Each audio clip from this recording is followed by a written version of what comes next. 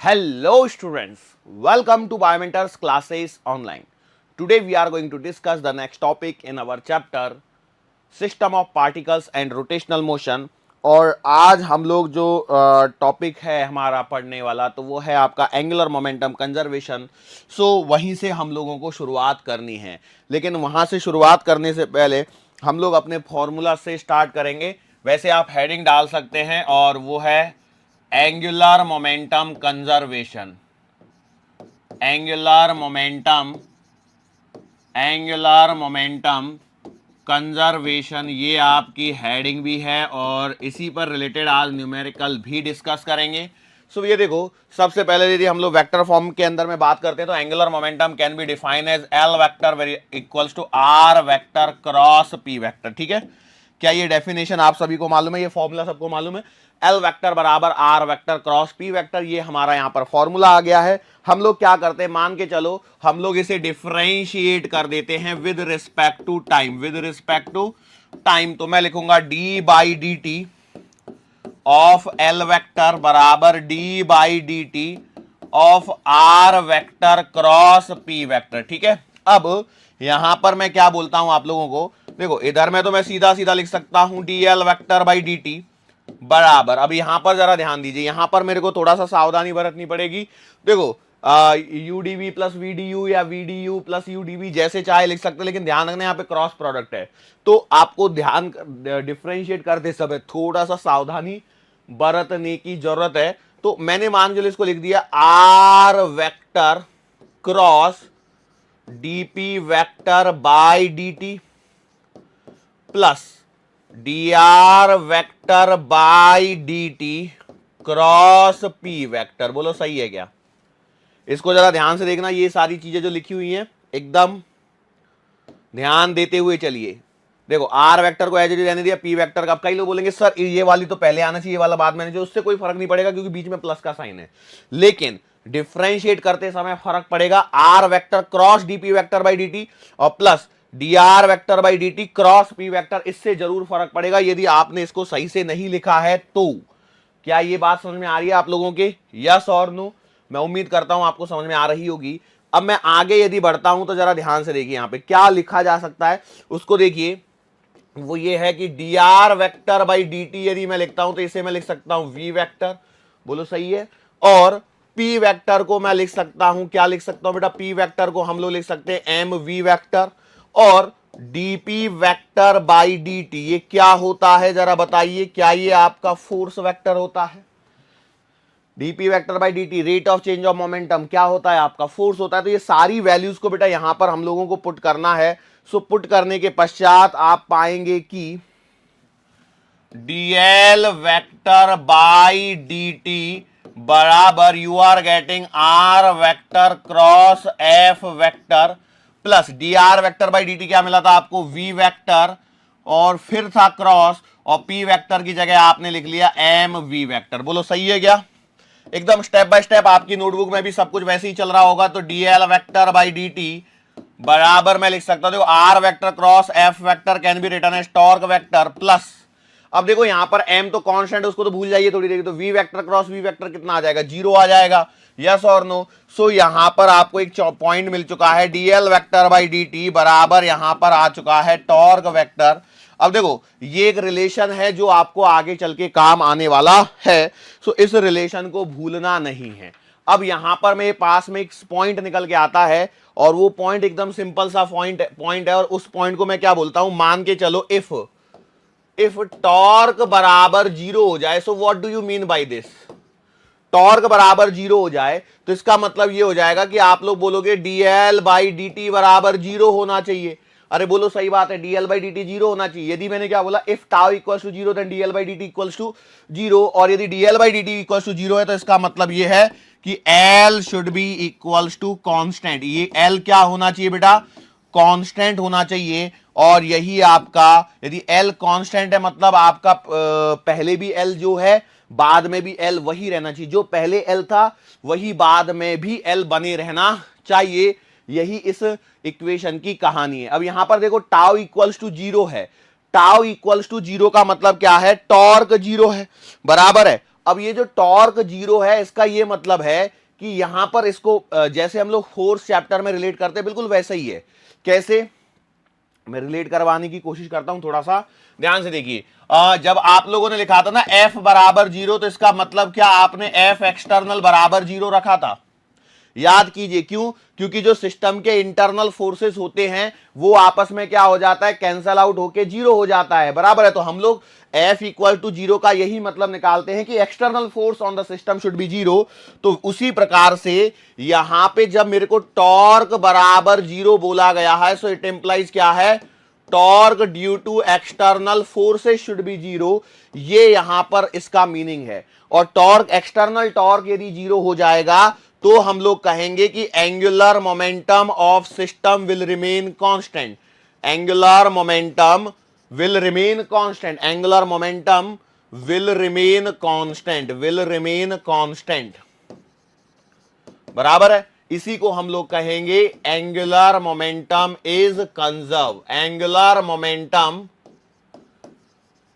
Is conserve. ये कब conserve रहता है बेटा, जब आपका, वेन, कब रहता है, जब आपका टॉर्क एक्सटर्नल इज जीरो।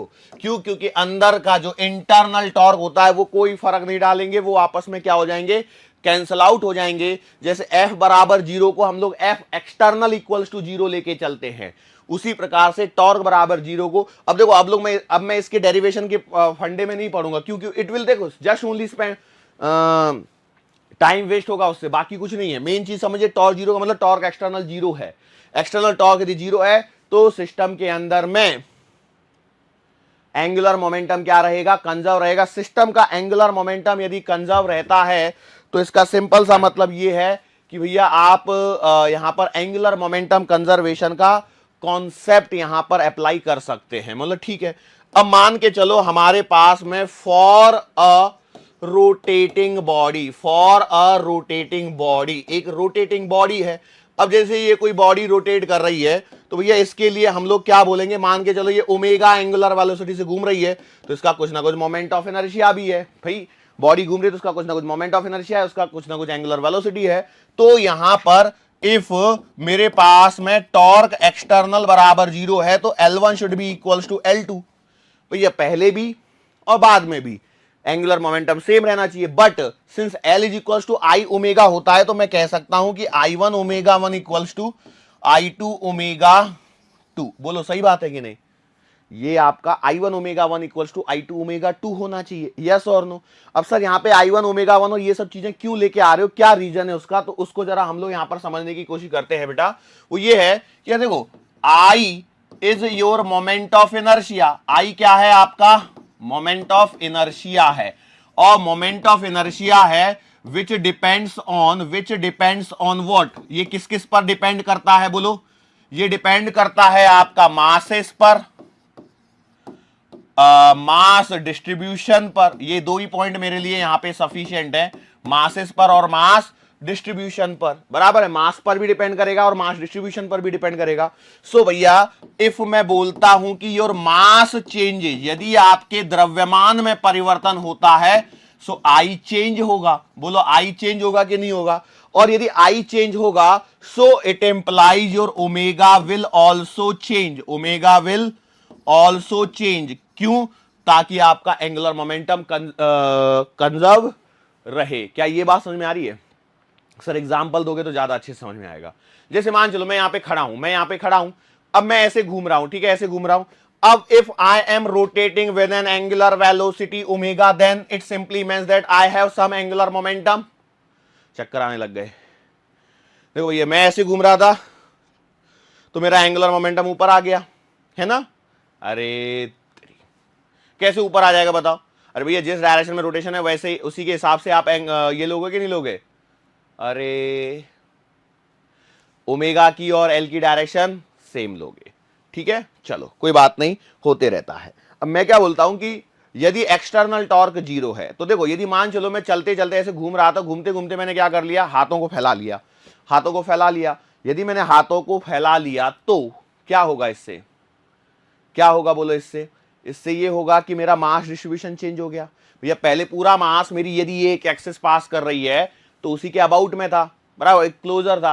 लेकिन जैसे मैंने हाथों को फैला लिया ऐसे उड़ने के लिए तो क्या हो जाएगा, देखो ये वाला जो हिस्सा है जिसमें, इसमें भी तो कुछ मास है ना उंगलियों में, कि ये मासलेस है, मास वाली है। तो ये इतनी दूर पहुंच गई, यदि ये इतनी दूर पहुंच गई तो मास डिस्ट्रीब्यूशन चेंज हुआ। तो अब ये मास डिस्ट्रीब्यूशन चेंज होने के कारण, अब देखो ये मास डिस्ट्रीब्यूशन बाहर से किसी ने चेंज किया कि मैंने अपने हाथों को कर लिया था, तो मैंने ही अपने हाथों को ऐसा कर लिया, तो बाहर से तो कोई फोर्स आया नहीं, बाहर से कोई टॉर्क आया नहीं, बाहर से कोई टॉर्क नहीं आया। तो अब देखो मेरी जो घूमने की स्पीड है वो चेंज हो जाएगी, मेरी घूमने की जो स्पीड है वो क्या हो जाएगी, इट विल चेंज। सो इसमें आप कह सकते हैं कि भैया यहां पर क्लियर सी बात देखिए, यदि I1 ओमेगा 1 बराबर I2 ओमेगा 2 है, ठीक है, और as per the concept I into omega should be constant. So इसका मतलब यह है कि if I decreases so it implies omega increases. यदि आपका मोमेंट ऑफ इनर्शिया डिक्रीज होता है तो आपका ओमेगा क्या होगा, इंक्रीज होगा। और I can say that if I increases it implies your omega क्या होगा, डिक्रीज होगा। मैंने सही तो लिखा है ना, हाँ सही लिखा है, ओके। I इंक्रीज होगा तो ओमेगा क्या होगा, डिक्रीज होगा। ये आपकी कहानी है। अब इस कहानी को जस्टिफाई करने के लिए, अरे पहले ही क्वेश्चन आ गया क्या, चलो कोई बात नहीं, अब ये क्वेश्चन सॉल्व होंगे बेटा यहां से आगे। तो यहां से आगे क्वेश्चंस को सॉल्व करने के लिए, क्वेश्चंस को सॉल्व करने से पहले मैं आपको चाहूंगा कि कुछ हम आपको कुछ दिखाएं, और ये आपके सामने जरा देखते हैं बेटा, ये क्या हो गया, कंजर्वेशन ऑफ एंगुलर मोमेंटम के ऊपर में एक छोटा सा टॉपिक है। ये अपने महाशय देखो एकदम डंबल विम्बल लेके तैयार खड़े हैं, ध्यान से बेटा, नहीं तो पता लगा आ जाएगा आप निकल के बाहर, ठीक है। ये घुमा रहे हैं, देख लिया भैया, उठा सकते हैं, पहले देख लिया, नहीं तो पता लगा डंबल ही नहीं उठ रहे हम हमसे, तो उठा के देख लिया, डंबल तो उठा पा रहे हैं। अब हमने क्या किया, देखो ये टेबल है, वो टेबल के ऊपर जो खड़ा है वो रोटेटिंग टेबल है, देखो ये रोटेटिंग टेबल के ऊपर जोर जोर से इसको घुमा दिया। अब इसको क्या करना है बेटा, अब इन्होंने क्या किया, अपने हाथों को धीरे धीरे करते करते ऊपर की तरफ लेके आ रहे हैं। जब हाथों को धीरे धीरे ऊपर लेके आ रहे हैं तो देखो स्पीड बहुत स्लो होते जा रही है। अब हालांकि ये आपको रिप्रेजेंटेशन के लिए काफी स्लो स्पीड कर दी है, मान के चलो ये हाथों को अब यदि वापस से नीचे लेके जाएंगे तो इनकी स्पीड वापस से बढ़ने लग जाएगी। So that is the concept of angular momentum conservation, that is the concept of angular momentum conservation. क्यों हुआ समझ में आया, तो मैंने वो चीजें सारी बता दी थी। I1 ओमेगा 1 बराबर I2 ओमेगा 2 था, I1 ओमेगा 1 बराबर आपका I2 ओमेगा 2 था, तो इसके कारण आप देखिए ना, I1 ओमेगा 1 बराबर I2 ओमेगा 2 था, तो आपने नोटबुक के अंदर में लिख लिया I1 ओमेगा 1 बराबर I2 omega 2। So I into omega बराबर कांस्टेंट हो जाएगा, तो I is inversely proportional to omega. तो भैया आप देखो, जब इस स्थिति में है, देखो यहां पर आपका मास डिस्ट्रीब्यूशन बढ़ गया, यहां पर मास डिस्ट्रीब्यूशन कम है। अब ये घूम, देखो मास डिस्ट्रीब्यूशन बढ़ गया मतलब मोमेंट ऑफ इनर्शिया डिक्रीज हो गया, यहां पर मोमेंट ऑफ इनर्शिया अलग अलग होगा कि नहीं होगा, दोनों सिचुएशन में। अब तो ये घूम रहा है, तो I is inversely proportional to omega. तो भैया जितना मोमेंट ऑफ इनर्शिया इंक्रीज होगा उतना आपका ओमेगा डिक्रीज होगा। अब देखो ये नीचे से हाथ जब धीरे धीरे ऊपर जा रहे हैं तो mass distribution has been increase, और मास डिस्ट्रीब्यूशन इंक्रीज होने के कारण मोमेंट ऑफ इनर्शिया क्या हो चुका है, इंक्रीज हो चुका है। और मोमेंट ऑफ इनर्शिया इंक्रीज होने के कारण ओमेगा आपका यहां पर डिक्रीज हो चुका है, ये कहानी। और वापस से जब हाथों को नीचे लेके आए तो वापस से आपका मास क्या हो गया, मास तो सेम है बेटा बॉडी का, लेकिन मोमेंट ऑफ इनर्शिया क्या हो रहा है, चेंज हो रहा है। तो मास डिस्ट्रीब्यूशन पास में है तो मोमेंट ऑफ इनर्शिया कम है, और मोमेंट ऑफ इनर्शिया कम है तो वापस से उसका ओमेगा क्या हो जाएगा, इंक्रीज हो जाएगा। दैट इज द सिंपल सी कहानी जो मुझे लगता है आप लोगों को समझ में आएगी। एग्जाम्पल, बहुत सारे एग्जाम्पल मैंने दिए हुए बैले डांसर से रिलेटेड, बैले डांसर भी ऐसी करती हैं। अब बस यही है कि बैले डांसर वो हाथ में डंबल लेके नहीं खेला करती हैं, बात समझ में आ रही है। वो डांस का एक फॉर्म होता है, कौन सा होता है वो तो हमें भी इतना नहीं आता, लेकिन वो ऐसी है, घूमती है वो, और फिर एकदम से ऐसे हाथों को फैला लेती हैं, और ये हाथों को मोड़ लेती हैं, पैरों को फैला लेती हैं, पैरों को मोड़ लेती हैं, एटसेट्रा। वैसे टाइप का कुछ तो भी डांस होता है। और उस डांस के थ्रू उसमें क्या होता है, वो स्पीड को कंट्रोल करती है, और हमें लगता है कि पता नहीं क्या एकदम बड़ा सा ये कर दिया। लेकिन यदि आपको फिजिक्स आती है तो बेटा आपको बिल्कुल भी कंफ्यूज होने की जरूरत नहीं होगी, आपका सर नहीं चकराएगा कि एग्जैक्टली वहां पे उन्होंने कैसे ये जादू कर दिया। कोई जादू नहीं है, सिंपल सी साइंस होती है और कुछ भी नहीं है। बोलो ये बात समझ में आई, श्योर है? अच्छा चलो बेटा, अब हम लोग यहां से आगे बात करते हैं। अब कुछ न्यूमेरिकल्स के रिलेटेड यहां पर मैं आपसे चर्चा करना चाहूंगा। और पहला न्यूमेरिकल तो आपने अभी देख ही लिया था, लो भाई पहला न्यूमेरिकल देख लो अभी, ठीक है। Again the same question will be there in our chapter gravitation. Gravitation chapter में फिर से सेम न्यूमेरिकल आएगा। अब इस न्यूमेरिकल को पहचानिए और क्या है, कैसे आइडेंटिफाई करोगे। जब तक आप यही नहीं आइडेंटिफाई करोगे क्या सवाल है, तो आप कैसे करोगे सवाल को। सवाल लिखा है if radius of the earth is double without change in its mass what will be the length of the day. अब देखो length of the day, length of the day, length of the day क्या है, दिन कितने घंटे का होता है, तो दिन होता है आपका 24 घंटे का। और दिन और रात जो 24 घंटे होते हैं, दिन और रात में जो परिवर्तन होता है वो किसके कारण होता है, it is due to the rotation of the earth about its own axis, जिसे स्पिनिंग कहते हैं, जिसे क्या कहते हैं, धरती के घूमने के कारण अपनी अक्ष पे। भाई ऐसे ऐसे धरती घूमती है कि नहीं घूमती है, अबाउट इट्स ओन एक्सिस, तो इसके कारण दिन और रात होते हैं, बराबर है। और साल क्यों परिवर्तित होते हैं, सर्दी गर्मी बरसात क्यों होती है, अरे भाई 12 महीने का जो साल होता है वो क्यों परिवर्तित हो जाता है, क्योंकि सन के अबाउट धरती ऐसे घूम के निकलती है। तो वो ग्रेविटेशन चैप्टर में पढ़ना है, लेकिन क्वेश्चन यहीं आ गया है। तो भैया देखो क्या यहां पर कोई एक्सटर्नल टॉर्क, एक्सटर्नल वगैरह कुछ टॉर्क वगैरह है, बिल्कुल नहीं है। हमने क्या बोला, हमने सिर्फ इतना बोला कि मान के चलो if the radius of the earth is double without change in its mass, mass में कोई परिवर्तन नहीं किया। तो आगे जो सवाल आएंगे ग्रेविटेशन में उसमें मास वगैरह चेंज करके दिखाएंगे, लेकिन अभी तो यहीं पे है। तो नो एक्सटर्नल टॉर्क, सो आप बोलेंगे moment of inertia sorry angular momentum conservation I1 ω1 बराबर I2 ω2। सर आपके दिमाग में ये क्यों आया कि भैया ऐसा ही कॉन्सेप्ट लगाना है, तो ये देखो वहां पे उसने क्या बोला, मास को चेंज नहीं किया है, लेकिन रेडियस को डबल करने से उसका मास डिस्ट्रीब्यूशन चेंज हो गया है, बराबर है। और मास डिस्ट्रीब्यूशन चेंज होने के कारण मैं ये कह सकता हूं कि भैया ऐसे होगा। अच्छा मास धरती क्या है, सॉलिड स्फीयर है, तो इसका जो इनिशियल मोमेंट ऑफ इनर्शिया आएगा वो आएगा 2/5 mr², बोलो सही है। और जो भी ओमेगा है उसको अभी के लिए मैंने ओमेगा मान लेता हूं, I2 क्या आएगा 2/5 मान के चलो। यहां पे गलती से आपको याद नहीं आया 2/5 था कि 2/3 था, तो सवाल में कोई ज्यादा फर्क नहीं पड़ रहा है, सही हो जाएगा फिर भी आपका ये ओमेगा डैश। बोलो यहां पर कैंसलेशन करो फटाफट से, 2/5 r² से r² कट जाएगा, सो ओमेगा बराबर आ जाएगा कितना 4 omega dash. So omega dash बराबर आ रहा है आपके पास में ω/4। ω/4 इज द आंसर। क्या ये सही आंसर है, तो बिल्कुल भी सही आंसर नहीं है। क्यों सही नहीं है आंसर, तो उसका रीजन समझिए।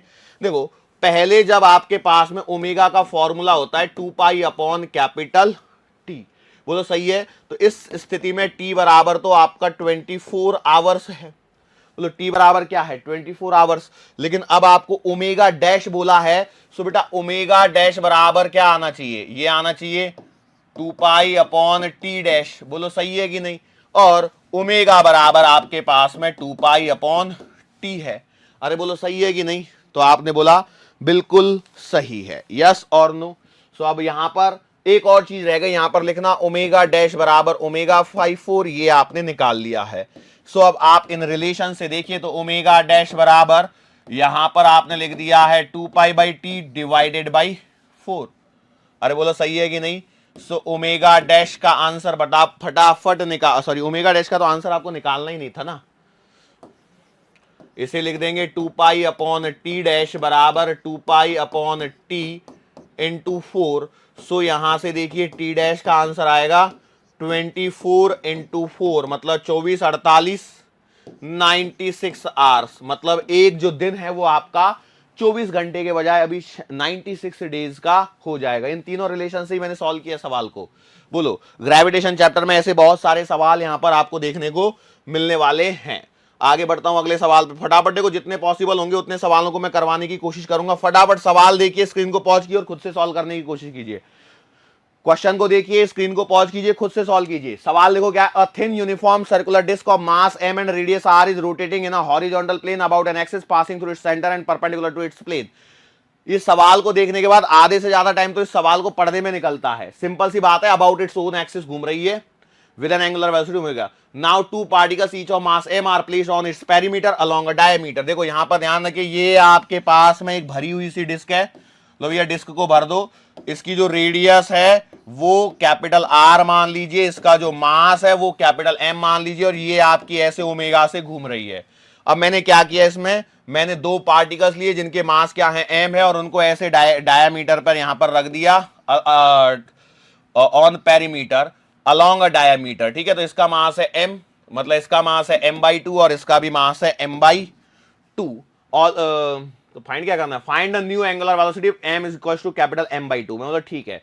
Also find percentage change in angular velocity. तो भैया देखो अब सिंपल सी बात है, अब ऐसे जब सवाल आते हैं ना, यहां पर एक बात दिमाग लगाइए, यहां पर सिंपल सा दिमाग लगाना है और कुछ नहीं करना है। एंगुलर मोमेंटम कंजर्वेशन का सवाल है, जहां पर भी ये घूमने वाली चीजें आ रही है, एंगुलर वेलोसिटी पूछ रहा है, ये सवालों का फिक्स पैटर्न है, तो आपको वही करना है। I1 ω1 बराबर I2 ω2, बोलो सही बात है। तो भैया पहले वो ओमेगा से घूम रही थी, उस समय उसका मोमेंट ऑफ इनर्शिया क्या रहा होगा, तो हाफ mr², क्योंकि डिस्क है, इनटू घूम रही है ओमेगा से, बराबर बाद में क्या हो जाएगा, बाद में आपने इसके ऊपर में ये दो पार्टिकल्स और रख दिए, तो भैया बाद में जो मोमेंट ऑफ इनर्शिया आएगा वो आएगा हाफ mr² प्लस इस वाले का आएगा m/2r² और प्लस उस वाले का भी आएगा m/2r² और इंटू ओमेगा डैश। ये पूरी कहानी होती है। देखो सिंपल सवाल सॉल्व हो जाते हैं बिल्कुल भी बिना डरे सवालों को, यदि आप सॉल्व करोगे तो। अब देखो कैंसलेशन करो यहां पर, तो m से तो देखो ये m सारे कट जाएंगे, r² से r² कट जाएंगे, ठीक है। और देखो सब जगह 1/2 भी कट जाएगा, तो ओमेगा बराबर आ रहा है कितना, 1 + 1 + 1 कितना आ रहा है, 3 ओमेगा डैश। तो बोलो चुटकियों में सवाल सॉल्व हो रहा है। सवाल दिखने में लंबे हैं, बड़े हैं, लेकिन सॉल्व होने में बहुत ही छोटे से आसान से हैं। ω/3 आ गया, ठीक है। अगला सवाल देखो, also find the percentage change in the angular velocity. तो percentage change in angular velocity कैसे निकालोगे, परसेंटेज चेंज, तो बेटा परसेंटेज चेंज बराबर आएगा कैसे, final minus initial upon initial into 100। तो बेटा फाइनल है आपका ω/3 minus omega upon omega into 100। Solve कीजिए, 2/3 इंटू 100 मतलब आएगा 66.66% या 67%। बोलो सवाल में कितना दम था। देख के बहुत डरावने लग सकते हैं ये सवाल, लेकिन यकीन मानिए जब आपके सामने ये सवाल आ जाता है तो उसके बाद में सवाल में कुछ भी नहीं बचता है, ठीक है। चलो मैं क्या आपसे सवाल पूछूं, चलो सवाल आ गया है सामने, लो भाई लो एक और सवाल। कैसे करोगे इस सवाल को, बोलो। सारे सवाल देखो, आज का सारा लेक्चर एंगुलर मोमेंटम कंजर्वेशन का है, सही बात है, लेकिन बाद में भी आपको पहचानते आने चाहिए। जहां पर भी ये घूमने से रिलेटेड, एंगुलर वेलोसिटी से रिलेटेड, एंगुलर स्पीड से रिलेटेड सवाल पूछा है, मतलब डेफिनेटली वो चाहता है कि भैया आप एंगुलर मोमेंटम कंजर्वेशन करो, ठीक है। बस रिजिड बॉडी है कि नहीं वो ध्यान रखना। जैसे a child stands at the turn table centre of a turn table, अरे यार 2 बार लिख दिया, चलो ठीक है कोई बात नहीं। विद हिज 2 आर्म्स आउटस्ट्रेच्ड, उसकी दोनों भुजाएं खुली हुई हैं। लो भैया, now the turn table is set rotating with an angular speed of 10 radian पर सेकंड। अब हमने क्या किया, टर्न टेबल को घुमाया, कितनी स्पीड से घुमा रहे हैं, 10 रेडियन पर सेकंड की स्पीड से घुमा रहे हैं। If the child force his hands back so that the moment of inertia reduces to 3/5 times the initial value. तो भैया देखो find the new angular speed. तो सबसे पहले तो ये बताओ कि इंक्रीज होगी कि डिक्रीज होगी। देखो पहले वो हाथ ऐसे खोल के खड़ा हुआ था और टर्न टेबल घूम रही थी, हमारे केस में हमने डंबल भी लगवा लिए थे, ठीक है। और अब इसके बाद में घूम रही थी 10 रेडियन पर सेकंड से, उसने हाथों को ऐसे कर लिया। तो पहले तो बताओ स्पीड इंक्रीज होगी कि डिक्रीज होगी। ये सवाल है जो आपको पकड़ में आनी चाहिए। सिंपल सा फंडा यही है बेटा कि हर बार आपका एंगुलर मोमेंटम कंजर्वेशन का ही टॉपिक है। Every time you are going to conserve the angular momentum in every case. तो क्या होगा बताओ, यहां पर किस प्रकार से करना है। सवाल तो वही है आपका, चुटकियों में होने वाला सवाल, I1 ω1 बराबर I2 ω2। बोलो I1 क्या है, तो मैंने I मान लिया। ω1 क्या है, तो बेटा इसको 10 मान लिया। I2 क्या है, तो जरा यहां पर देखो जरा, so that the moment of inertia reduces to 3/5 times. इसमें एक बात ध्यान रखना, यहां पर एक बहुत ही इंपॉर्टेंट वर्ड है, reduces to 3/5 times the initial value. बात समझ में आ रही है। यदि ये रिड्यूसेस टू नहीं दिया गया है तो इसका मतलब ये होगा कि वो रिड्यूसेस बाई भी दे सकता है। रिड्यूसेस बाई और रिड्यूसेस टू के आंसर अलग अलग आएंगे। तो पहले मैं रिड्यूसेस टू को करता हूं, तो ये आंसर आएगा बेटा 3/5 times I into omega dash. Cancellation करने से पहले मैं चाहूंगा काट लो एक दूसरे को आपस में, आई से आई कट जाएगा, सो ओमेगा डैश का आंसर आ गया 50/3 रेडियन पर सेकेंड। अरे बोलो समझ में आया कि नहीं आया? 50/3 रेडियन पर सेकेंड। ओके, लेकिन मान के चलो ये सवाल में पूछा होता, बोला होता यहां पे रिड्यूसेस 2 की जगह लिखा होता reduces by 2/5, sorry reduces by 3/5, तो इसका मतलब ये है कि आपका जो आई डैश आता वो आता आई माइनस 3/5i, जिसका मतलब होता 2/5i। बात समझ में आ रही? इन चीजों पे फोकस करना जरूरी है, यदि इन पर फोकस नहीं किया तो सवाल गलत हो जाएगा। मैं आपको यही बता दूं, यही छोटी छोटी मिस्टेक्स होती हैं एग्जाम में। और आपको क्या लगता है कोई ज्यादा डरावने सवाल है क्या? सवाल आपसे डरना चाहिए, इस बात को ध्यान रखो अभी। अब क्या हो जाएगा, तो अब आंसर देखिए क्या परिवर्तन आएगा आंसर के अंदर में। अब आंसर के अंदर का परिवर्तन आएगा i इंटू 10 बराबर 2/5 इंटू आई इंटू ओमेगा डैश। बोलो सही है क्या? 2 से काटो 5 5 25, आई कैंसल, ओमेगा डैश बराबर आ जाएगा 25 रेडियन पर सेकेंड। लो भैया ये आंसर आएगा यदि मैंने 2 को हटा के बाई कर दिया तो। बोलो सही है? यही सवाल आपको पूरे पेपर्स में देखने को मिलेंगे। यदि पेपर में सवाल आता है एंगुलर मोमेंटम से रिलेटेड, तो यही एंगुलर मोमेंटम कंजर्वेशन का ही सवाल पूछ देगी। प्रायिकता प्रोबेबिलिटी थोड़ी सी ज्यादा होती है। क्या ये सवाल आपको समझ में आया है या नहीं आया है? बोलो। अच्छा, अब यहां पर एक ऐसा भी है कि काइनेटिक एनर्जी भी पूछते चलते हैं, तो साथ में करते चलिए काइनेटिक एनर्जी के सवाल। तो काइनेटिक एनर्जी क्या होती है? तो बेटा काइनेटिक एनर्जी का फॉर्मूला होता है यहां पर आपका हाफ आई ओमेगा स्क्वायर। तो पहले कितनी थी? तो हाफ इंटू आई था 10, और ओमेगा कितना, सॉरी आई तो दिया ही नहीं था, आई नहीं दिया था ना, नहीं आई नहीं दिया था, ये दिया था। ओके ठीक है बेटा, तो इसको आई कर लो और इसको 10 का स्क्वायर कर लो, तो आंसर कितना आएगा? 10 का स्क्वायर 100/2 मतलब 50i। ये क्या है? Kinetic energy initial. अच्छा, फाइनल काइनेटिक एनर्जी के बारे में यदि आपसे पूछा जाए तो काइनेटिक एनर्जी फाइनल बोलो कितनी आएगी? Half I dash omega dash का स्क्वायर। तो बोलो हाफ इंटू आई डैश कितना है? 3/5i, और ओमेगा डैश कितना आया था बेटा? 50/3 का स्क्वायर। बोलो सॉल्व करो यहां पर, तो क्या हो जाएगा?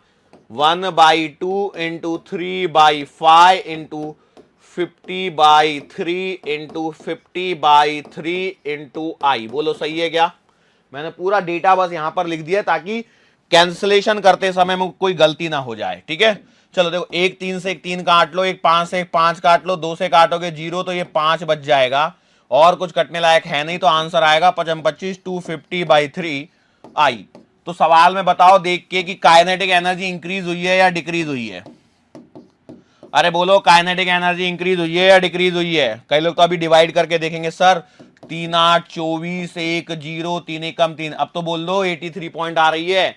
सो kinetic energy has been increased, kinetic energy has been increase, यही सवाल है। अच्छा, हर सवाल में काइनेटिक एनर्जी से रिलेटेड सवाल पूछा जा सकता है। इंक्रीज हो रही है, डिक्रीज हो रही है, क्या हो रहा है, वो आपको चेक करना पड़ेगा हर बार। ठीक है, ऐसे मत लगा देना कि भैया हर बार इंक्रीज हो रही है डिक्रीज हो रही है। डेटा क्या आ रहा है उसको जरा देखिए। यदि आपका ओमेगा इंक्रीज होते हुए दिख रहा है तो मोस्टली आपका काइनेटिक एनर्जी आपको इंक्रीज होते हुए दिखाई देगी। ठीक है, चलो और आगे सवाल दिखाता हूं, एक आधा है क्या अभी और? होना तो चाहिए। लो भैया है एक सवाल। ये सवाल ऐसा सवाल है, एकदम सिंपल सा सवाल है, लेकिन इस सवाल को देखने के बाद आधे लोग तो वैसे सवाल को छोड़ देते हैं। देखो क्या है, two disc of moments of inertia I1 and I2 about their axis and rotating with angular speeds omega1 and omega2 are brought into contact face to face with their axis of rotation coincident। मतलब हो क्या रहा है पता है क्या आपको? आधे लोगों को तो वो समझ में नहीं आया हो क्या रहा है। देखो यहां पर आपके पास में एक डिस्क नंबर 1 है जो घूम रही है, उसके बाद में यहां पर एक डिस्क नंबर 2 है वो भी घूम रही है, जाहिर सी बात है। अच्छा, इसके लिए ओमेगा 1 है और I1 है, इसके लिए ओमेगा 2 है और I2 है। अब दोनों को क्या किया गया है? पास पास में लाया गया है ताकि इनकी एक्सिस ऑफ रोटेशन क्या कर जाए? कोइंसिडेंट कर जाए। तो अब देखो ये जब घूमेंगी तो अब आपसे सवाल ये है, find the angular speed of the system and loss in kinetic energy. दो सवाल चल रहे हैं एक साथ में, एक सवाल में दो सवाल, एक सवाल में 200 सवाल, मतलब एक खरीदने पर एक मुफ्त। बोलो सही है? चलो तो क्या होगा, सिंपल सी बात है। अब देखो यहां पर जब इनको कांटेक्ट में लाओगे तो कोई टॉर्क नहीं होगा, बाहर से एक्सटर्नल टॉर्क जीरो, क्योंकि ये दोनों आपस में मिल जाएंगे तो एक सिस्टम बन जाएगा। सो भैया angular momentum conservation I1 plus का I2 बराबर I1 ओमेगा 1, सॉरी मैंने क्या लिख दिया, I1 omega 1 plus I2 omega 2 बराबर लास्ट में क्या हो जाएगा, I1 प्लस का I2 इंटू ओमेगा। क्यों? क्योंकि ये दोनों की जो एक्सिस ऑफ रोटेशन है वो सेम है। एक्सिस ऑफ रोटेशन क्या है? सेम है, क्योंकि फेस टू फेस कॉन्टेक्ट लाया जा रहा है। सो इसे ओमेगा मान लीजिए, तो ओमेगा का आंसर आएगा बेटा कितना, I1 ओमेगा 1 प्लस का I2 omega 2 divided by I1 plus का I2। बोलो ये आंसर आएगा। अब इसमें डेटा डाल दो, 4 सवाल और बना लो। I1 दे देगा, ओमेगा 1 दे देगा, या फिर मास और रेडियस दे देगा, तो उससे मोमेंट ऑफ इनर्शिया निकलवा सकता है। तो बोलो इस पे और सवाल कर सकते हो या नहीं कर सकते, पहले तो ये बता दो। सर चांस तो लग रहे हैं कि हम लोग कुछ कर लें, और यदि नहीं कर पा रहे हो तो करना क्या होता है आपको मालूम है। पॉलिश पेपर आपने खरीद लिया होगा, रंदा नहीं भी खरीदा होगा तो पॉलिश पेपर तो सस्ता बोलता है। मैंने बोला ना 5 रुपए का ही मिल जाएगा, 10 रुपए का आ जाएगा। क्यों? जो लगी हुई जंग है उसको तो निकालना पड़ेगा ना। एग्जाम पास में आती है तो उससे पहले जंग लगने लगती है अपने आप ही। आप कितने मौसम के थपेड़ों को सहन करते हो, सर्दी गर्मी बरसात, अलग अलग मौसम में आप रहते हो, तो जंग लगना जाहिर सी बात है ना। क्यों? क्योंकि हम लोग तो रोज धार लगाते ही नहीं है। जब रोज धार नहीं लगेगी तो जाहिर सी बात है जंग लगना लाजमी है, और यदि जंग लगेगी तो उसको पॉलिश पेपर से ही घिसना पड़ेगा। ठीक है, चलो। सो अब अगला सवाल इसमें क्या था, लॉस इन काइनेटिक एनर्जी। इसका मतलब इस सवाल में क्या हो रहा है, काइनेटिक एनर्जी में लॉस आ रहा है, तो वो निकालना है। तो पहले तो यार लॉस तो तब निकालेंगे जब पहले इनिशियल वाली पता हो। तो इनिशियल वाली कितनी आएगी, half I1 omega square plus का हाफ I2 ओमेगा 2 स्क्वायर। और फाइनल वाली यदि मैं आपसे पूछूं तो बेटा काइनेटिक एनर्जी फाइनल क्या आएगी, तो half moment of inertia I1 plus I2 और ओमेगा स्क्वायर। बोलो सही है क्या? लेकिन ओमेगा की तो वैल्यू भी आपको पुट करनी पड़ेगी, तो वो पुट करने के लिए जाओगे तो आपको मिलेगा हाफ I1 प्लस का I2 इंटू ओमेगा कितना आया था, ये आया था बेटा आपका I1 ओमेगा 1 प्लस का I2 omega 2 upon I1 plus का I2 का होल स्क्वायर। बोलो सही है क्या? अरे ओमेगा यही आएगा कि नहीं आएगा? बस इसकी वैल्यू को पुट कर दिया। अब आपको करना है कैंसलेशन। तो बोलो कैसे करोगे कैंसलेशन? एक I1 प्लस I2 से एक तो I1 प्लस I2 निकल लेगा, और आपके पास में बचेगा काइनेटिक एनर्जी फाइनल बराबर half I1 omega 1 plus I2 omega 2, ऊपर बेटा स्क्वायर बचेगा, और नीचे आपके पास में I1 प्लस का I2 बचेगा। अब लॉस चाहिए। अब जब लॉस पूछा है तो इसका मतलब definitely kinetic energy initial must be greater. Kinetic energy initial must be क्या होनी चाहिए, ज्यादा ही होनी चाहिए। So loss in kinetic energy, देखो मैं यहां लॉस के लिए लिख रहा हूं, तो kinetic energy initial minus kinetic energy final. So initial वाली आपकी half I1 omega 1 square plus का half I2 omega 2 square minus loss में कितना आएगा, half I1 omega 1 square plus I2 omega 2 square upon I1 plus का I2। That's it. बोलो सही है क्या? ये है आंसर। अब इसको सॉल्व करना है। अब देखो डेटा होता तो सॉल्व करना आसान होता, लेकिन सिंस यहां पर डेटा नहीं है तो बेटा इसको सॉल्व करने में आपको काफी परेशानी का सामना करना पड़ सकता है। तो इस रिजल्ट को आप लोग याद रखेंगे, half I1 I2 upon I1 plus का I2 ओमेगा 1 माइनस ओमेगा 2 का होल स्क्वायर। ठीक है, ये डेटा तो वो देगा कि नहीं देगा, तो बस इस डेटा को पुट कर लेना और सॉल्व करके ये आंसर आएगा लॉस इन काइनेटिक एनर्जी का half I1 I2 upon I1 plus का I2 omega 1 minus omega 2 the whole square. यदि आपके पास में फुर्सत है, समय है, तो आप आराम से इसको सॉल्व करते बैठना, you will get the answer. ठीक है, श्योर हैं? लेकिन मुझे नहीं लगता है कि कोई भी ऐसा होगा जिसके पास इतना खाली समय होगा कि वो उसको सॉल्व करते बैठे। So rather than remember the result, क्योंकि स्टैंडर्ड सवाल जब कभी भी आता है तो बेटा आपको उसका रिजल्ट याद रख लेना चाहिए। ये समझदारी भरा निर्णय होता है। लो भैया एक और बड़ा सा सवाल। अब देखो स्क्रीन भर गई होगी, आपको ऐसा लगेगा पता नहीं कितना लंबा चौड़ा सवाल है। देखो सवाल को ध्यान से, a smooth uniform rod of length L and mass M has two identical beads of negligible size each of mass m which can slide freely along the rod. अब यहां पर जरा ध्यान से देखिए क्या हो रहा है।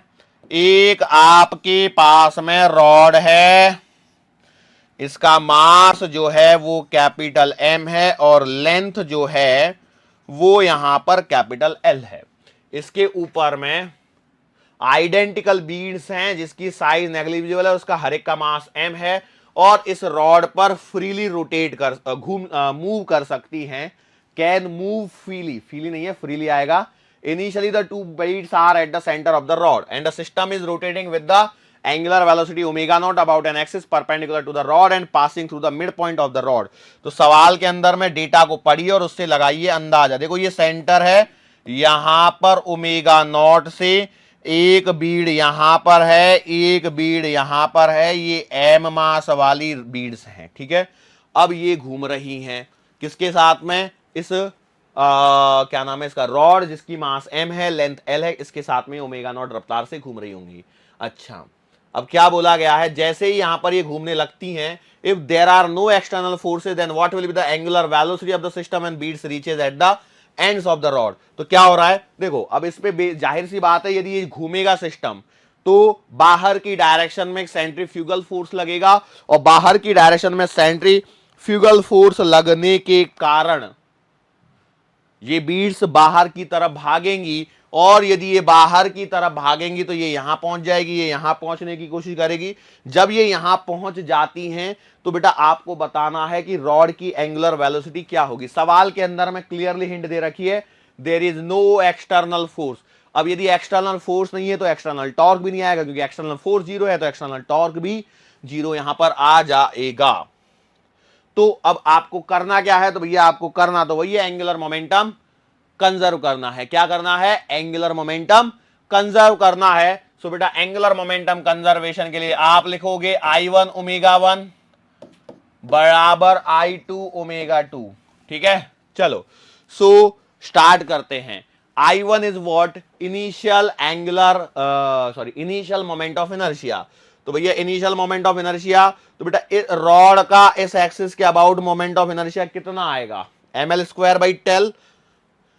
तो आपने लिख दिया ml square by 12 into omega 1 कितने से रफ्तार से घूम रही है, तो आपने बोला ओमेगा नॉट प्लस रॉड का हो गया। अब आपको चाहिए किसका, ये बीड्स का भी तो चाहिए। अरे बोल चाहिए कि नहीं चाहिए, लेकिन भैया ये तो यहां पर ही है, सेंटर पर ही है, तो इनकी डिस्टेंस मास डिस्ट्रीब्यूशन तो जीरो हो गया, मतलब इनका मोमेंट ऑफ इनर्शिया यहां पे इनिशियल केस में जीरो ही आएगा, ठीक है। और दूसरी एक बात ध्यान देखना, यहां पर एक पॉइंट और दिया गया है, वो पॉइंट ये है, इनकी जो साइज है ना वो नेग्लिजिबल है। बीड्स का मतलब वो छल्ले होते हैं बेसिकली, ठीक है, लेकिन साइज नेग्लिजिबल मानी हुई है, ताकि कहीं ऐसा नहीं है, नहीं तो पता लगा कि आप लोगों ने उसको ये कंसीडर कर लिया रिंग और रिंग के अबाउट फिर ढूंढते बैठे हैं, जिंदगी वही हैरान परेशान सी घूम रही है, तो ऐसा नहीं करना है, ठीक है। इसलिए उन्होंने नेग्लिजिबल साइज दे रखी है, ठीक है। हाँ शायद जेई के लिए सवाल पूछना होता तो वो शायद कुछ और पूछ सकता, तो अब आगे आपको प्लस लिखने की जरूरत बनेगी नहीं, तो आप सीधा इक्वल लिखिए।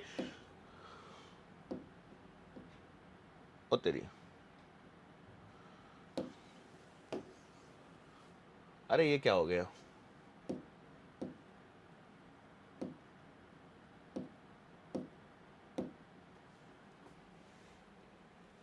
हाँ ठीक है जो भी है।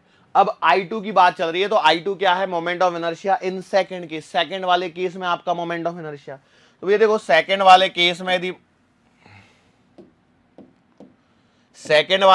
यदि आप मोमेंट ऑफ इनर्शिया लेते हो तो रॉड का तो अभी भी वही आएगा ml स्क्वायर बाई 12, लेकिन वो जो बीड्स है वो आपकी अब कहां पर पहुंच चुकी है, कॉर्नर पर पहुंच चुकी है, और हर एक का मास m है, और ये अब कितनी दूरी पर होंगी, L/2 का स्क्वायर प्लस का m इंटू L/2 का स्क्वायर और इंटू बेटा ओमेगा डैश। बोले समझ में आया सर, ये m L/2 कैसे निकाल लिया, आपको कैसे पता लगा, तो उसका रीजन समझ लीजिए। जब बेटा आपकी ये जो बीड्स हैं यहां पर पहुंच चुकी है, तो बेटा ये वाली डिस्टेंस L/2 होनी चाहिए, और यहां पर पहुंचने पर ये वाली डिस्टेंस L/2 होनी चाहिए। इसकी साइज नेग्लिजिबल है, तो मैं इसे पॉइंट मास मान सकता हूं, और पॉइंट मास के लिए m और एक्सिस ऑफ रोटेशन से डिस्टेंस तो L/2 है।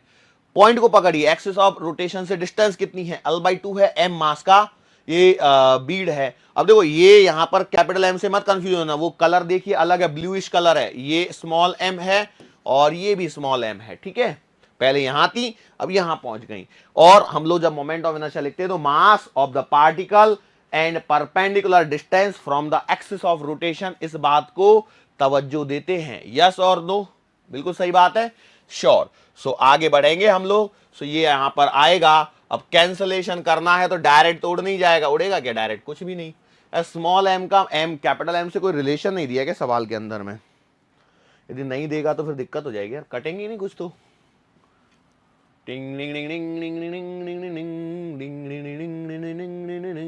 नहीं दिया है, चलो कोई बात नहीं, मुझे लगा कोई रिलेशन दिया होना चाहिए था, रिलेशन देता तो थोड़ा सा शायद आसान लगता था मेरे को भी।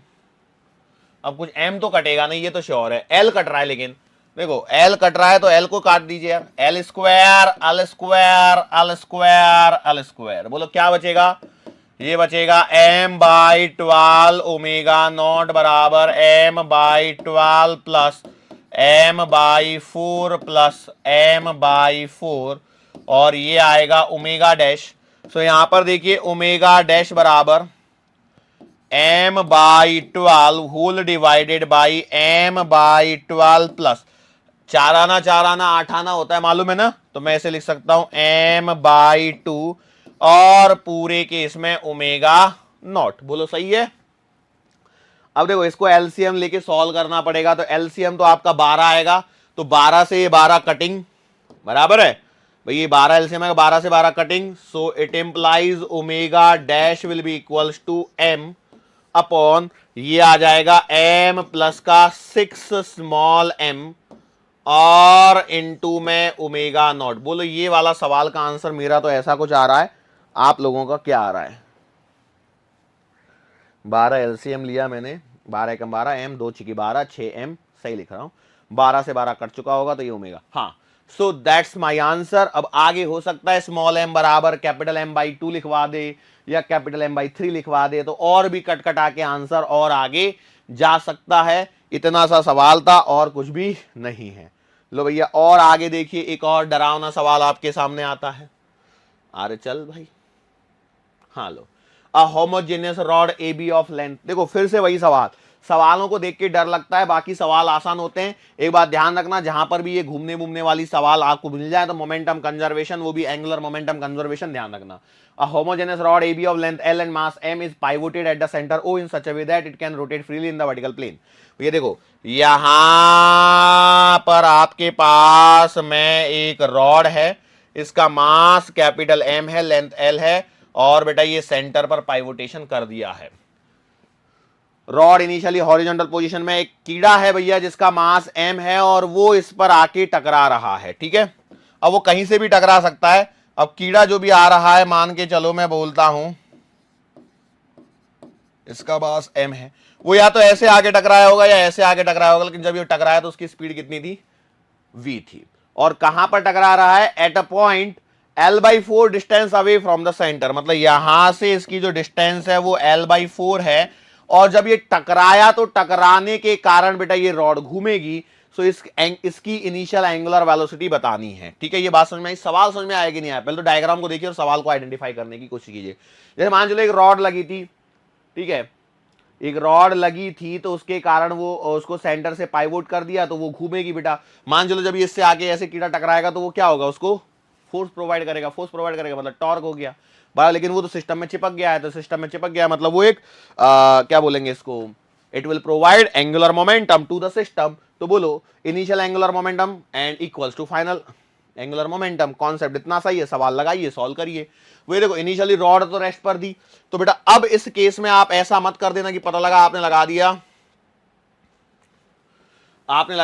I1 ओमेगा 1 बराबर I2 ओमेगा 2 करने चले गए और आपने लग दिया m मोमेंटम इनर्शिया इनिशियल। बोलो कहां से लिख दोगे सर, रॉड का लिख देंगे अबाउट द सेंटर में, मतलब ठीक है चलो लिख दो बेटा ml²/12 इंटू ओमेगा 1। इनिशियल तो रॉड रेस्ट पर थी तो ओमेगा 1 कहां से आ जाएगा, आएगा क्या, नहीं आएगा, तो इसका मतलब ये तो कॉन्सेप्ट लगा ही नहीं पा रहे हो। तो फिर जरा ध्यान से देखियो मैं क्या बोल रहा हूं। आपको याद होगा कोलिजन वाले सवाल जो फोर्थ चैप्टर में लॉज ऑफ मोशन में या फिर हम लोग वर्क एनर्जी पावर में कर लेते, जहां मन में आए वहां कर लेते, हम लोग क्या लिखते हैं, momentum conservation just before and after collision, just before and just after collision. बोल बात समझ में आ रही है? Just before and just after the collision, उस समय आपको एंगुलर मोमेंटम कंजर्व करना है। तो बेटा देखो, टकराने से जरा पहले, टकराने से जरा पहले क्या ये कीड़ा कहीं यहां इंसेक्ट यहां होगा? बिल्कुल सही बात है। सो इसका ये जब रॉड घूमेगी तो इसी एक्सिस के अबाउट घूमेगी, तो मतलब मेरा एंगुलर मोमेंटम इसी एक्सिस के अबाउट कंजर्व करूंगा। तो अब आप देखिए क्या होना चाहिए, इनिशियल एंगुलर मोमेंटम, तो बेटा इस इंसेक्ट के कारण आएगा, और वो इंसेक्ट के कारण आएगा MVR। कितना आएगा? MVR। और जब एक बार ये इससे चिपक जाएगा तो फिर ये इसके साथ घूमेगा। बात समझ में आ रही है? तो आपका I इंटू ओमेगा का कॉन्सेप्ट लग सकता है। तो आपने लिख दिया MV और R मतलब L बाई कितना है वो 4 equals to final angular momentum. तो फाइनल एंगुलर मोमेंटम में आपको क्या लिखना पड़ेगा? मोमेंट ऑफ इनर्शिया लिखने पड़ेंगे। तो रॉड का तो आप लिख दोगे बेटा सीधा सीधा ml स्क्वायर बाई 12, लेकिन उसका इंसेक्ट का अब कितना लिखोगे? पार्टिकल है जो इससे चिपक गया है L बाई 4 डिस्टेंस पर, तो आपने लिखना है ML बाई 4 का स्क्वायर, और पूरा सिस्टम घूमेगा ओमेगा से। तो ये ओमेगा आपको चाहिए। सो यदि ये ओमेगा आपको चाहिए तो इसको सॉल्व कीजिए। तो जहां पे देखिए M कटेगा, L भी कटेगा, तो यहां पर आएगा V बाई 4 बराबर L बाई 12 प्लस का L बाई 16 और इंटू ओमेगा। बोलो सही है क्या? अब यदि आप इंसानियत के नाते कुछ काटना चाहते हो तो 4 एकम 4, 4 तिया 12, 4 चौका 16। सो it implies you can say that V बराबर L को बाहर निकाल लीजिए, तो 1/3 प्लस 1/4, 1/3 प्लस 1/4 इंटू ओमेगा। सो बेटा एलसीएम आएगा कितना? 12, 4 प्लस का 3 और ओमेगा। सो बेटा ओमेगा का आंसर आएगा 12V divided by 7L। 12V divided by 7L will be the correct answer for the question. ठीक है, बोलो कर पाओगे? सवाल डरावने लग रहे थे, लेकिन आप देखिए सवाल में एक बार एंटर कीजिए, उसके बाद कोई परेशानी नहीं है। क्यों? ये कैसे लिया? देखो मोमेंटम कंजर्वेशन, लेकिन यहां पर वो लिख देना भैया angular momentum conservation AMC, just before and after collision, टक्कर से जरा पहले और टक्कर के जरा बाद में। तो ये टक्कर वाला एक सवाल मैंने यहां पर ले लिया। टक्कर वाला एक्चुअली एक और सवाल यहां पर होना तो चाहिए, उसको भी मैं लेता हूं।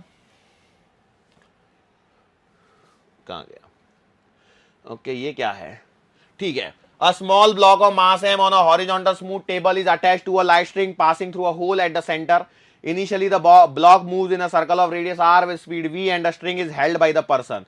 देखो यहां पर हो क्या रहा है, देखो ये ऐसे आपकी कोई तो भी टेबल है और इसके सेंटर पर एक होल है। ठीक है, अब यहां पर एक सर्कल में r रेडियस के सर्कल में आपके पास में एक m मास का पार्टिकल है जो घूम रहा है, और देखो यहां से रस्सी क्या हो रही है ना, नीचे जा रही है, जिसको नीचे किसी व्यक्ति ने पकड़ रखा है। ठीक है, held by the person. The person pulls the string slowly to decrease the radius of circle to r/2। बाद में क्या, वो उस आदमी ने रस्सी को धीरे धीरे खींचते हुए r/2 रेडियस तक उसको पहुंचा दिया। सो आपको क्या फाइंड करना है फिर? Find the tension in the string when the block moves in the circle of r/2। Also find change in kinetic energy of the ये। तो एक बात बताओ, यदि मैं इसकी बात करता हूं, ठीक है, किसकी बात करता हूं, इस समय आपको टेंशन निकालने, तो आप लिख दोगे टी डैश बराबर m ओमेगा स्क्वायर और r मतलब r/2। बोलो सही है क्या? लेकिन ओमेगा नहीं है आपके पास में। क्या ओमेगा है? बोलो ओमेगा है या नहीं है? तो आपने बोला नहीं है। अच्छा, ओमेगा से रिलेटेड तो वैसे भी कुछ नहीं दिया, लेकिन उसने v से रिलेटेड दिया है, तो मैं एक काम करता हूं, ये वाला फॉर्मूला हटा देता हूं, मैं लिख लेता हूं टी डैश बराबर m v square by r वाला कॉन्सेप्ट लगाता हूं, तो m, और मैं देखो इसको v डैश लिखूंगा क्योंकि पहले v से घूम रही थी, बाद में पता नहीं, और ये r/2 रहेगा। बोलो सही है कि नहीं? तो अब इस कॉन्सेप्ट का सहारा लेना पड़ेगा, लेकिन इस कॉन्सेप्ट का सहारा लेने के लिए पहले आपको देखो यहां पर फिर से कहानी वही है, क्योंकि सिस्टम तो घूम रहा है। देखो पहले क्या रहा था, वो धीरे ऐसे घूम रही थी, अब मैंने स्लोली स्लोली जब रस्सी को खींचा होगा तो रेडियस जिस पाथ में वो घूम रहा है वो रेडियस तो चेंज हुई है कि नहीं हुई है, और चेंज हुई है तो इसका मतलब मोमेंट ऑफ इनर्शिया भी उसका चेंज हुआ है, क्योंकि पहले इस एक्सिस ऑफ रोटेशन के अबाउट यदि घूम रहा था तो मोमेंट ऑफ इनर्शिया mr² था, लेकिन बाद में क्या हुआ होगा, mr/2 का स्क्वायर से करेंगे। लेकिन सिंस यहां पर ओमेगा से मतलब नहीं दिया गया है और ये पार्टिकल है, तो पार्टिकल के लिए एंगुलर मोमेंटम कंजर्वेशन तो वही रहेगा, वो थोड़ी बदल जाएगा। तो अब आप बोलोगे कि भैया देखो यहां पे यदि आपने सोचा कि आपने लगाया I1 ओमेगा 1 बराबर I2 ओमेगा 2, तो आपने पहले बोला सर जी m और वो है r डिस्टेंस पर, तो mr² इंटू ओमेगा बराबर m और r/2 का स्क्वायर इंटू ओमेगा डैश। तो यहां से सर देखिए, सो ओमेगा डैश बराबर आपका 4 ओमेगा आते हुए हमें नजर आ गया। बोला चलो ठीक है, आपकी बात को मान लेते हैं। और t बराबर हम लोगों ने तो देखा ही था m ओमेगा स्क्वायर r था, लेकिन t डैश बराबर क्या आएगा m, और इसकी जगह आएगा 4 ओमेगा का स्क्वायर, और इसकी जगह आएगा r/2। ठीक है, सो सर जी देखिए 4 से 16 से कटोगे तो टी डैश बराबर आएगा 8m ओमेगा स्क्वायर r। बोलो सही है क्या? लेकिन एक बात बताओ बंधु, यहां पर ओमेगा है ही कहां, ओमेगा तो सवाल में गिवन ही नहीं थे, ओमेगा तो सवाल में गिवन ही नहीं था, तो आपने इसे कर कैसे लिया, कर कैसे लिया? तो ये कोई दिक्कत नहीं है सर, ओमेगा v बराबर ओमेगा r तो सर्कुलर मोशन में सीखा हुआ है, तो हम लोग इस कॉन्सेप्ट को लगा लेते हैं। सो हमारे पास में टी डैश बराबर आ जाएगा 8m, तो ओमेगा की जगह v/r का square into r। So sir G T dash बराबर 8mv² अपॉन r। सर हमने कर लिया, तो मतलब कोई बुराई नहीं है, कर लो, आराम से कर सकते हो, लेकिन या तो आप ऐसे कर लीजिए तो भी आंसर तो आएगा। देखो आंसर कहां चला जाएगा कॉन्सेप्ट में कोई। अच्छा एक बात बताओ, मैंने क्या I1 ओमेगा 1 बराबर I2 ओमेगा 2 लगा के कोई गलती करी है क्या कॉन्सेप्ट में? कोई गलती नहीं है, क्योंकि देखो मोमेंट ऑफ इनर्शिया पॉसिबल है उस पार्टिकल के लिए, इसलिए मैं लिख पा रहा हूं। लेकिन जहां पर देखो पहले जो सवाल था ना बीड वाला, उसमें मोमेंट ऑफ इनर्शिया पॉसिबल नहीं था। बात समझ में आ रही है? या फिर जो मक्खी वाला जो सवाल था, वो जो इंसेक्ट वाला, उसमें भी परेशानी हो रही थी, तो वहां पे ध्यान रखना पड़ा मेरे को, MVR का कॉन्सेप्ट लगाना पड़ा। तो मन में एक सवाल उठता है, मेरे छोटे से मन में एक बड़ा सा सवाल आ रहा है, सर क्या इस सवाल को MVR वाले कॉन्सेप्ट से नहीं कर सकते? बिल्कुल कर सकते, किसी ने रोका थोड़ी आपको। भाई देखो आपने लिख दिया MVR M1V1 R1 बराबर M2V2 R2 लगा लीजिए, बोलो सही है। अब यहां पर देखो भैया, देखो इनसेट का जो भी पार्टिकल उसका मास तो चेंज हो नहीं रहा है, तो M तो वैसे ही कट गया। V1 आपका पहले V था और R ये था, V2 आपको चाहिए तो V डैश और R2 की जगह R/2 रखना पड़ेगा। सो इट इंप्लाइज V डैश बराबर कितना आ जाएगा 2R। बोलो सही है क्या? सॉरी 2V, V डैश बराबर कितना आ जाएगा 2V आ जाएगा। और 2V आने के पश्चात अब आप यहां पर T डैश बराबर M V डैश का स्क्वायर अपॉन R/2 लगा दीजिए। तो T डैश बराबर M, ये 2 ऊपर चला जाएगा, नीचे R है और V डैश की जगह 2V का स्क्वायर कर लीजिए। सो बेटा T डैश का आंसर तो अभी भी 8mv² अपॉन R ही रहने वाला है। अब एक बात बताओ, टेंशन इंक्रीज हुई है कि डिक्रीज हुई है? भाई देखो 8mv² अपॉन R, पहले जब m मास का पार्टिकल v स्पीड से r रेडियस के पाथ में घूम रहा था तो उस समय टेंशन थी mv² अपॉन R। तो भैया इस केस में टेंशन क्या हो रही है? इंक्रीज हो रही है। टेंशन क्या हो रही है? इंक्रीज हो रही है। अच्छा मैं आपसे यदि पूछता हूं कि काइनेटिक एनर्जी इंक्रीज होगी कि डिक्रीज होगी, पूछ सकता हूं नहीं पूछ सकता? बिल्कुल पूछ सकता हूं। तो भैया मेरे पास में सवाल देखो, हो सकता है यही सवाल मैं सिर्फ आपसे थियोरेटिकली पूछ ले।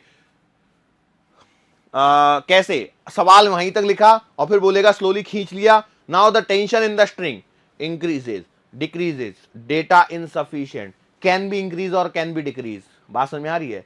सो आपको यहां पर दिख रहा है टेंशन इंक्रीज हो रही है 8mv² अपॉन R। अच्छा काइनेटिक एनर्जी का क्या बोलोगे? यार काइनेटिक एनर्जी की यदि मैं बात करता हूं तो भैया यहां पर एक पार्टिकल था जो सर्कुलर पाथ में घूम रहा था, तो क्या हुआ? तो काइनेटिक एनर्जी इनिशियली तो आपकी 12mv² हो जाएगी, और what about the final kinetic energy? तो आप लिखोगे 12m और v डैश का स्क्वायर। तो v डैश कितना निकाला था आपने अभी? 12m और 2v का स्क्वायर, मतलब आएगा 4 टाइम्स 12mv² मतलब आ गई 4 टाइम्स काइनेटिक एनर्जी इनिशियल। बोलो सही चल रहा है क्या? बोलो सही चल रहा है क्या? बिल्कुल सही है। और यदि मैं आपसे कुछ और सवाल पूछना चाहूं तो क्या इसके अंदर और कोई सवाल क्रिएट किया जा सकता है? सो बेटा बिल्कुल सवाल क्रिएट किया जा सकता है। श्योर हैं? चलो इससे रिलेटेड एक और सवाल मैं यहां पर आपको करवाना चाहता हूं।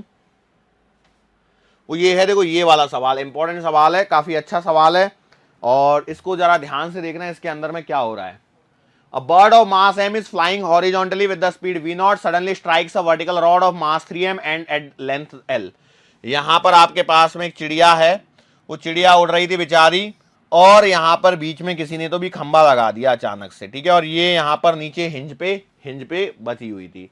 क्या हुआ? इसका मास m था, इसका जो मास है वो 3m है और लेंथ l है। अब चिड़िया क्या हुई? Hinged at the base at a distance l/3 from the top of the rod. यहां पर कहीं चिड़िया आके टकराई, कहां पर? l/3 distance. देखो ये क्या है ना, ये चिड़िया है मेरी, ठीक है, कितनी डिस्टेंस है बेटा? ये l/3 डिस्टेंस है टॉप से, ठीक है, यहां पर आके चिड़िया टकराई। After the collision bird drops to the ground. अब टक्कर हुई, अब ऐसा थोड़ी कि ये इसको उड़ा के ले जाएगी रॉड को, नहीं, चिड़िया थी बेचारी, ये रॉड जमीन पर गिर पड़ी। अब जब ये जमीन पर गिर पड़ी तो क्या हुआ? इससे टक्कर हुआ तो ये घूमने लग जाएगा सिस्टम। जब ये घूमने लग जाएगा तो उसी समय आपसे क्या पूछा गया है? इसकी angular, what is the angular velocity of the rod just after it is hit by the bird. तो बेटा इसका मतलब है एंगुलर मोमेंटम कंजर्वेशन भी just before and just after he लगवाना है आपको। तो बोलो कैसे करोगे? तो ये देखो, जब ये घूमेगी तो देखो हिंज्ड एट इट्स बेस, तो इसका मतलब वो अबाउट इट्स बेस घूमेगी, और अबाउट इट्स बेस घूमेगी तो about it's base momentum conservation करना है। तो बेटा चिड़िया है आपकी m मास की, जो v स्पीड से चल के आई होगी, दिया है क्या v स्पीड? v0 से चल के आई, और कितनी ऊपर टकरा रही है बेटा ये चिड़िया? तो ये टकरा रही है 2l/3, तो आपने लिख दिया 2l/3। ये तो मोमेंटम लगा दिया, angular momentum just before the collision. और जस्ट आफ्टर द कोलिजन क्या लिखोगे? तो बेटा जस्ट आफ्टर द कोलिजन आपको आई इंटू ओमेगा लिखना पड़ेगा, बराबर है। ओमेगा आपको निकालना है लेकिन आई आपको पता होना चाहिए। आई क्या है? Moment of inertia of the rod about the axis of rotation. यहां पर एक स्टूडेंट गलती करता है, वो क्या करता है कि वो अबाउट द सेंटर लिख देता है mil²/12। एक गलती तो ये हो सकती है। दूसरा, जो जिनका ध्यान पूरा लेक्चर पर है वो बिल्कुल सिंपल क्या बोलेंगे कि सर ऐसे आई ml²/12 तो नहीं हो सकता। क्यों? क्योंकि रॉड जो है वो आपकी एक पॉइंट के अबाउट घूम रही है, और एक पॉइंट के अबाउट घूम रही है तो ml²/3 लिखना चाहिए। तो बस वही करना है आपको। तो mv0 12/3 बराबर, अब देखो ml²/3 या 1/3, मास कितना है बेटा? रॉड का 3m है, इस बात को ध्यान रखना, और l², अच्छा, इनटू व्हाट? ओमेगा। अब यहां पर ये डेटा बेटा आपके सामने है, कैंसलेशन कर दीजिए और आपका आंसर आ जाएगा। बोलो कितना आएगा? m से m कटेगा, 3 से 3 कटेगा, एक l से एक l कटेगा, और कुछ कट रहा है क्या? नहीं नहीं नहीं।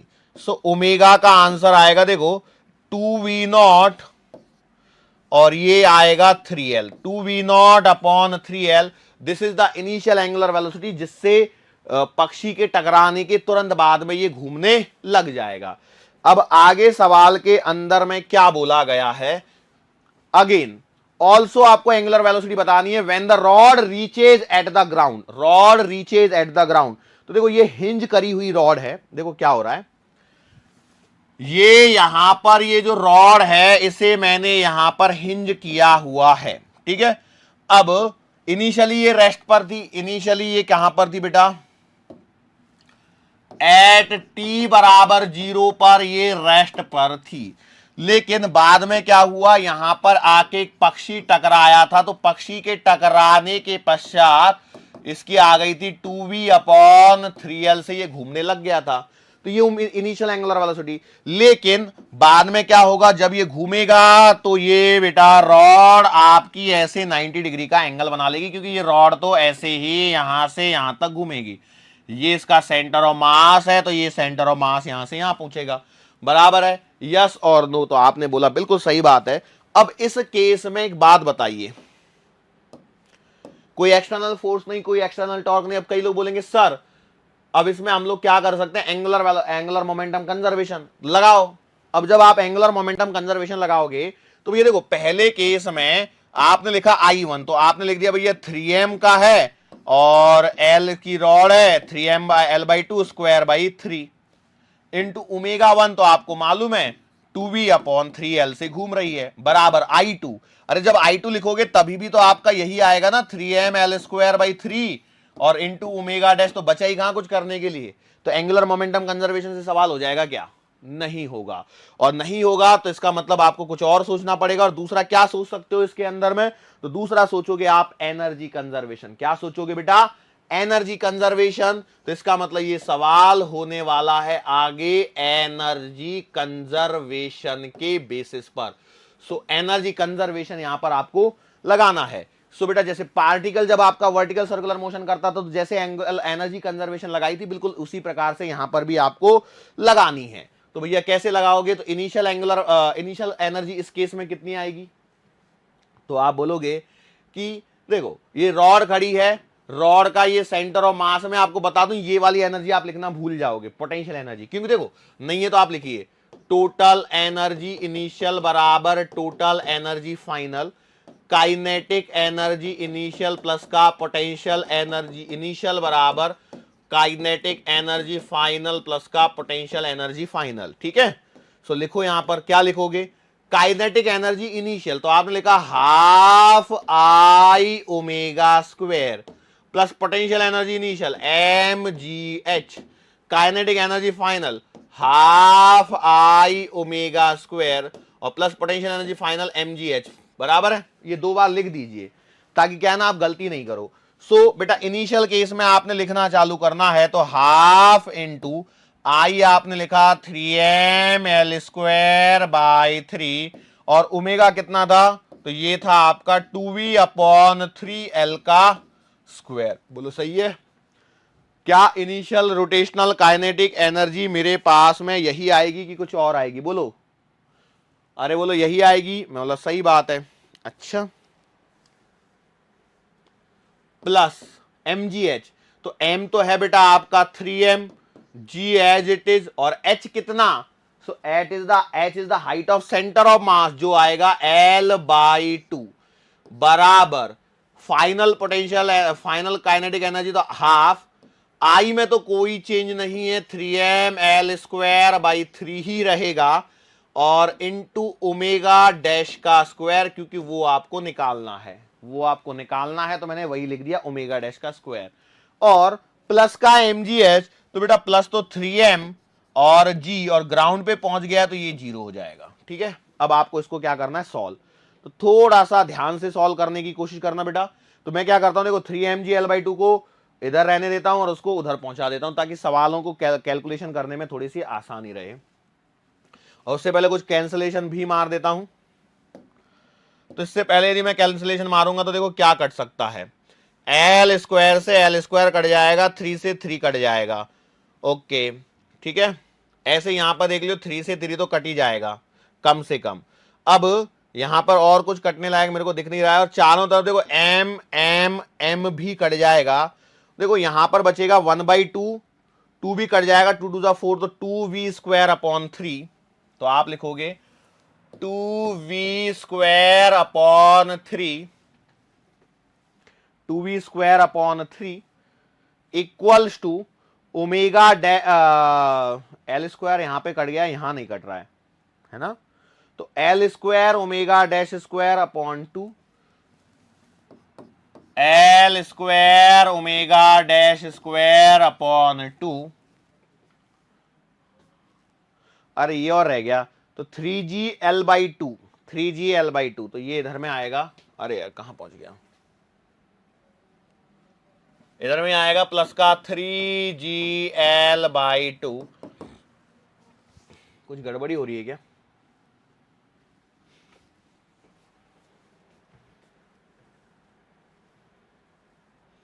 यहां सब सही किया ना, यस ओके। नाउ अब आपको क्या करना है, 2 से दोनों साइड में मल्टीप्लाई कर लेता हूं तो जाके ये 2 का झंझट खत्म हो जाएगा, तो ये बचेगा 4v² अपॉन 3 प्लस का 2 से तो ये कट जाएगा, तो ये आएगा 3gl बराबर l² ओमेगा डैश का स्क्वायर। आगे बढ़ते हैं, देखो l² से डिवाइड कर लेता हूं तो ये आएगा 4/3 v²/l² प्लस का 3g/l बराबर ओमेगा डैश का स्क्वायर। और लास्ट में यदि मुझे ओमेगा चाहिए तो I will have to take the root, तो omega dash will be equal to square root of 4v² upon 3l² plus का 3g/l।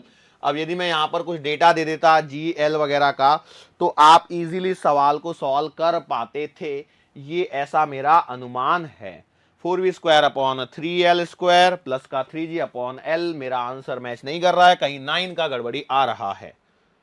ओके, गड़बड़ी मिल गया है, 3 का स्क्वायर 9 था, इस 9 को मैंने लिखा ही नहीं है कहीं भी, तो मतलब ये दिस शुड बी 9 ना, तो ये 9 आएगा, तो ये भी 9 आएगा, मतलब यहां पर ये 9 आएगा। ठीक है, मेरे को लगा आंसर मैच क्यों नहीं किया, चलो ठीक है। तो इस तरह के सवाल हैं। अब इसमें देखो ये मेरा पक्षी टकराया है, आप गोली चलवा लीजिए, गोली चलाओगे तो वही कहानी होगी, कहानी वही होगी, सिंपल सेम कॉन्सेप्ट अप्लाई होगा। हिंज करेंगे, ऊपर चला लो, सेंटर पे चला लो, नीचे चला लो, कहीं ना कहीं गोली चला के भी सेम सवाल आपका यहां पर बनाया जा सकता है। सो इस प्रकार से हम लोग बहुत सारे सवाल बनाए जा सकते हैं, मतलब सवालों की कोई कमी नहीं है। एंगुलर मोमेंटम कंजर्वेशन पर एग्जामिनर का फेवरेट टॉपिक भी है, जिस पर वो एग्जामिनर चाहता है कि सवाल बनाया जाए। अच्छा, वैसे मैं आपसे चलते चलते एक सवाल पूछना चाहता हूं, वो ये है कि भैया आप बताओ कच्चे अंडे को और जो बॉइल्ड एग होता है उसको पहचाना जा सकता है क्या?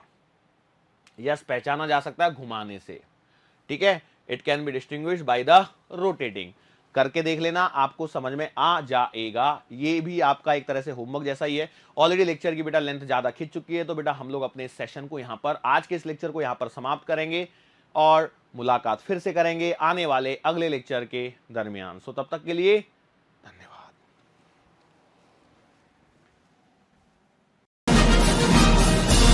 Hi. To become an official commando of Biomentors, join us at www.biomentors.online. Here you can solve daily practice papers, an online test. You can download performance enhancement sheets. You can track your progress. You can interact with other fellow commandos. Join us and prepare yourself. It's a commando training for your success. Download Biomentors online app from Google Play Store.